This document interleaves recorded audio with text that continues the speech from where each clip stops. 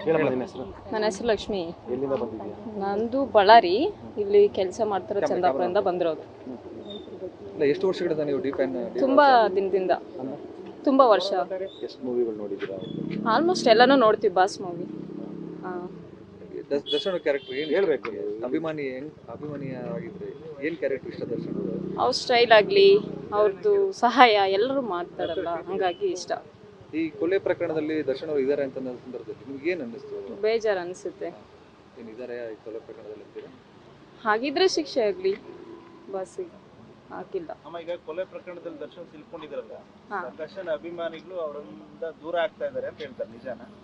ಅಭಿಮಾನ ನಾವಂತೂ ಯಾವಾಗಲೂ ಇರ್ತೀವಿ. ಬಾಸ್ ಅಭಿಮಾನ ಆಗಿ ನಾವು ಚೇಂಜ್ ಆಗಲ್ಲ. ಅವ್ರ ಕಷ್ಟದಲ್ಲಿ ನೀವು ಇರ್ತೀರಾ? ಎಸ್, ಇರ್ತೀವಿ. ದರ್ಶನ್ ಸಿಕ್ಕರೆ ನಿಮ್ಗೆ ಏನು ಕೇಳ್ತೀರಾ? ಏನಿಲ್ಲ, ಯಾಕೆ ಈ ಥರ ಆಯಿತು, ಆಗಬಾರ್ದಿತ್ತು. ಎಲ್ರಿಗೂ ಹೆಣ್ಮಕ್ಳು ಅಂದಮೇಲೆ ನ್ಯಾಯ ಸಿಗಲೇಬೇಕು. ಬಟ್ ಅವ್ರು ತಪ್ಪಿರಲಿಲ್ಲ, ಶಿಕ್ಷೆ ಆಗಲಿ. ನಮ್ಮ ಈಗ ದರ್ಶನ್ ಈಗ ಮಾಡಿದ್ದಾರೆ ಏನು ಕೊಲೆ ಪ್ರಕರಣದಲ್ಲಿ? ನೋಡಿಲ್ಲ ಯಾರು, ಸುಮ್ಮನೆ ಹೇಳ್ಬೋದು. ಅಲ್ಲ, ಆರೋಪ ಕೇಳಿ ಬರ್ತಾ ಇದೆಯಲ್ಲ, ಹಾಂ, ಇದು ಆದರೆ ಶಿಕ್ಷೆ ಆಗಲಿ ಬಾಸ್. ಅಂದ್ರೆ ದರ್ಶನ್ ತಪ್ಪು ಮಾಡಿದ್ರೆ ಶಿಕ್ಷೆ ಆಗ್ಲಿ. ತಪ್ಪು ಮಾಡಿದ್ರೆ ಎಲ್ಲ ಶಿಕ್ಷೆ ತಪ್ಪು ಆಗ್ಬೇಕು. ಮಾಡಿದ್ದಾರೆ ಅಂತ ಅನ್ಸುತ್ತಾ ನಿಮ್ಗೆ? ಇಲ್ಲ, ದರ್ಶನ್ ಆಗಿ ಮಾಡೋದಿಲ್ಲ. ನೀವು ಎಲ್ಲೆಲ್ಲಿಂದ ಬಂದಿದ್ದೀರಾ? ನಂದು ಬಳ್ಳಾರಿ ಸರ್. ನಾನು ಇಲ್ಲಿ ಚಂದಾಪುರದಿಂದ ಬಂದಿರೋದು. ಹೀಗೆ ಅದು ಜೈಲಲ್ಲಿ ಬಂದಿರೋದೇನು? ಬಸ್ ನೋಡೋಕ್ಕೆ. ಹೋಗಿದ್ರಾ? ಇಲ್ಲ, ಅಲ್ಲಿ ಬಿಡಲ್ಲ ಅಂದರು. ಏನಕ್ಕೆ ಬಂದಿದ್ದೀರಾ ಅಂದರು.